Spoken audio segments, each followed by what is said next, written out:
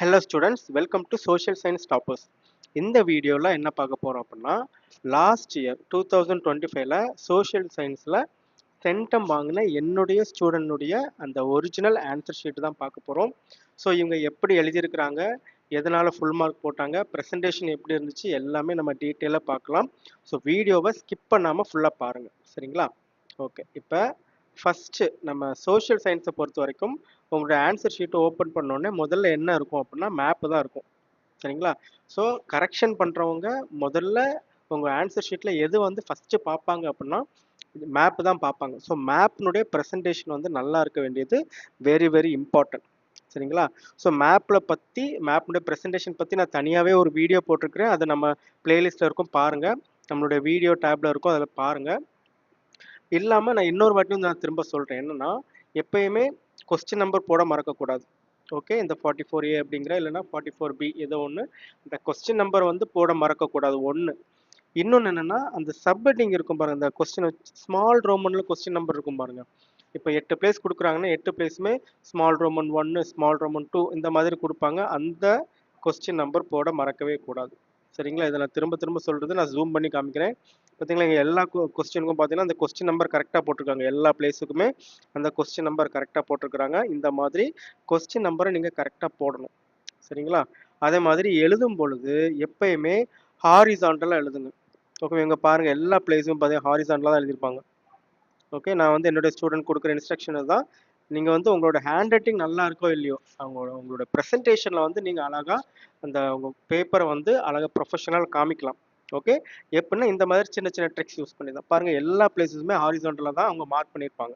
Okay, அது பார்க்குறதுக்கு ஒரு ப்ரொஃபஷனலாக இருக்கும்.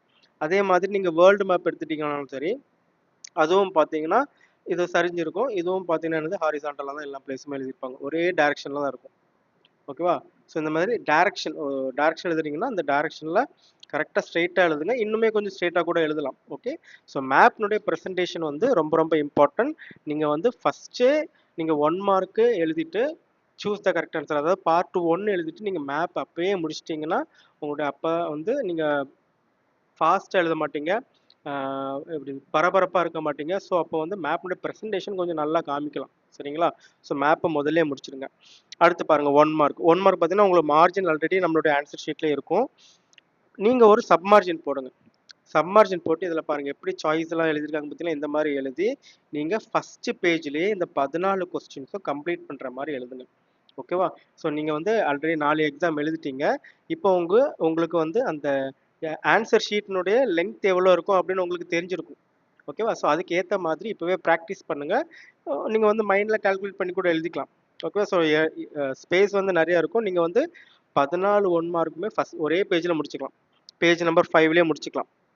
இன்கேஸ் உங்களுக்கு வந்து இந்த இடம் பத்தாது, எனக்கு இந்த ஃபஸ்ட்டு பேஜில் அதாவது 5th பேஜில் என்னால் 14 1 மார்க்குமே எழுத முடியாது அப்படின்னா என்ன பண்ணிடுங்க, ஃபஸ்ட்டு 5th பேஜில் வந்து 7 எழுதுங்க, நெக்ஸ்ட் பேஜில் 6th பேஜில் வந்து ரிமைனிங் 7 எழுதுங்க. அப்படியே எழுதிக்கோங்க, சரிங்களா?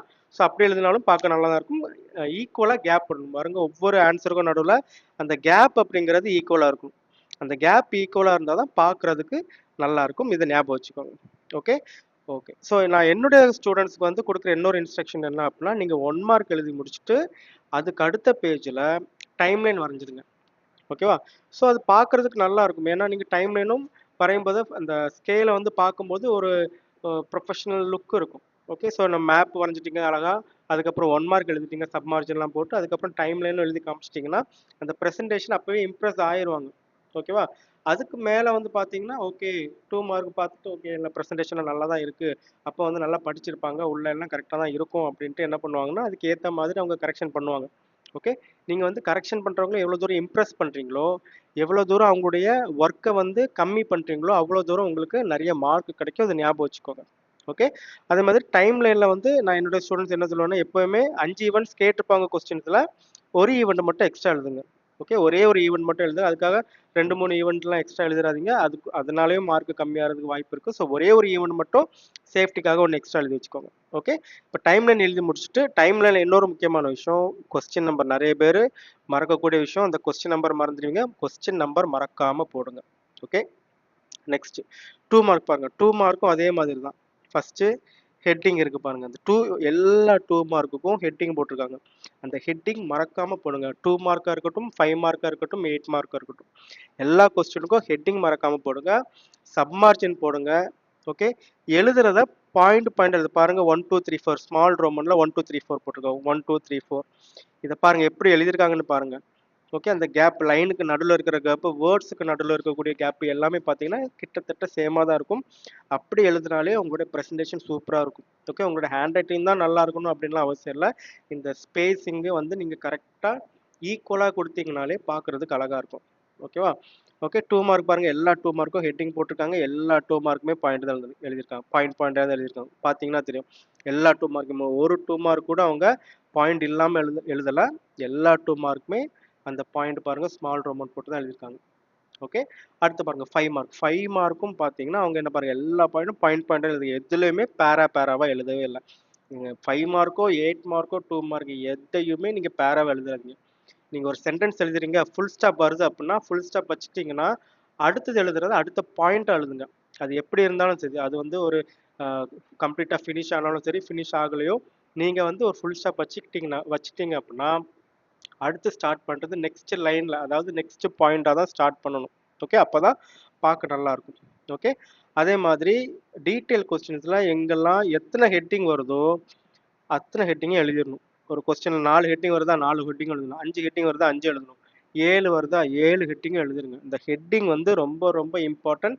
ஏதாச்சும் நீங்கள் ஹெட்டிங் எழுதாமல் விட்டீங்க அப்படின்னாலுமே நீங்கள் எழுதின ஹெட்டிங்கு 4 மார்க் போடுவாங்க, எழுதாத ஹெட்டிங்கு 1 மார்க் கம்மி பண்ணுவாங்க. ஓகே. இதெல்லாம் வந்து நம்ம ஏற்கனவே இந்த டாப்பர்ஸ் மிஸ்டேக்ஸ் அந்த பிளேலிஸ்ட்ல இருக்கக்கூடிய வீடியோஸ் பாருங்க. இந்த மாதிரி நிறைய பேருக்கு மார்க் போயிருக்குது. ஓகே. ஸோ 5 மார்க்கை பொறுத்த வரைக்கும் எது இம்பார்ட்டன்ட்னா எத்தனை ஹெட்டிங் இருக்கோ அத்தனை ஹெட்டிங்கையும் கரெக்டாக எழுதணும். ஓகே. புக்கில் எத்தனை இருக்குது 4 ஹெட்டிங் இருக்கா 4 எழுதுங்க. 6 ஹெட்டிங் இருக்கா 6 ஹெட்டிங்கும் நம்மளுடைய ஆன்சர் பேப்பரில் இருக்கணும். ஓகேவா? உள்ளே இருக்கக்கூடிய பாயிண்ட்ஸ் 1 2 கம்மியானா கூட பரவாயில்ல. பட் என்னது அந்த நம்பர் ஆஃப் ஹெட்டிங்ஸ் கரெக்டாக இருக்கணும். ஓகே. அதே மாதிரி இந்த கொஸ்டினும் பாருங்க. 1 இதில் வந்து ஆக்சுவலாக 5 ஹெட்டிங் வரும். 1 2 3 4 5 ஹெட்டிங் இருக்குது. ஓகே. உங்கள் லாஸ்ட் ஹெட்டிங்கை பாருங்கள். ஒரே ஒரு பாயிண்ட் தான் எழுதியிருக்கிறாங்க. ஆனாலுமே அவங்களுக்கு ஃபுல் மார்க் கிடைச்சதுக்கு ஏன்னா அவங்க ஹெட்டிங்கை கரெக்டாக எழுதிட்டாங்க. இதே மாதிரி ஒரு எக்ஸாம்பிள் நான் வந்து இந்த டாப்பர் மிஸ்டேக்ஸ் அந்த இதில் ஒரு பேப்பரில் பார்த்துருப்போம். என்னன்னா நிறைய எழுதியிருக்காங்க. ஒரு ஹெட்டிங்கு 4-5 பாயிண்ட் எழுதியிருக்காங்க. ஆனால் அவங்க ஒரே ஒரு ஹெட்டிங் மட்டும் எழுதலை. ஓகே. தயானந்த சரஸ்வதி மட்டும் எழுதலை. அதனால அவங்களுக்கு ஒரு மார்க்கு கம்மி பண்ணாங்க. ஓகே. ஸோ இதுல இருந்து என்ன தெரியுதுன்னா நமக்கு வந்து நம்பர் ஆஃப் ஹெட்டிங்ஸ் வந்து ரொம்ப ரொம்ப முக்கியம். புக்கில் எத்தனை ஹெட்டிங்ஸ் இருக்கோ அத்தனை ஹெட்டிங்ஸ் கண்டிப்பாக நம்மளுடைய ஆன்சரில் இருக்கணும். ஓகே. அடுத்து பாருங்க distinguish between give reason 2 point எழுதினாலே போதும். பட் நீங்கள் ஒரு எக்ஸ்ட்ரா ஒரு பாயிண்ட் எழுதிக்கோங்க. ஓகே. இவங்க 2 தான் எழுதியிருக்கிறாங்க. But this is not enough. இவங்க லக் இருந்ததுனால இதில் மார்க் கம்மியாகல. சில பேருக்கு வந்து மிஸ்டேக்ஸ் வர்றதுக்கு வாய்ப்பு இருக்குது. ஓகேவா? ஸோ அதனால் எப்பயுமே டிஸ்டிங்விஷ் பிட்வீன் எழுதுறீங்க அப்படின்னா 3 பாயிண்ட்ஸ் எழுதுங்க. ஒரு டிஸ்டிங்விஷ் பிட்வீன் 3 பாயிண்ட். ஓகே. அப்போ தான் நமக்கு சேஃப். ஓகே. ஓகே. அடுத்து 8 மார்க் பார்க்க 8 மார்க்குமே எந்தெந்த ஹெட்டிங்லாம் இருக்கோ ஹெட்டிங் எல்லாம் கரெக்டாக போட்டுட்டு பாருங்க உள்ளே இருக்கிற பாயிண்ட்ஸ் எல்லாமே தனித்தனியாக பிரித்து எழுதியிருக்கிறாங்க. பாருங்க ரொம்ப லெங்க்த்தியாக கூட எழுதலை. பாருங்க பாயிண்ட்ஸே கம்மியாக தான் எழுதியிருக்கிறாங்க. ஆனால் அது எவ்வளோ தெளிவாக எழுதியிருக்கிறாங்க. கரெக்ஷன் பண்ணுறவங்களுக்கு ரொம்ப ஈஸியாக இருக்கிற மாதிரி எழுதியிருக்கிறாங்க. ஓகே. ஸோ நான் திரும்பவும் சொல்கிறது தான், நீங்கள் கரெக்ஷன் பண்ணுறவங்களோட வேலையை எவ்வளோ தூரம் ஈஸி ஆக்குறீங்களோ அவ்வளோ தூரம் ஈஸியாக உங்களுக்கு மார்க்ஸ் வரும். சரியா? அதை ஞாபகம் வச்சுக்கோங்க. ஓகே.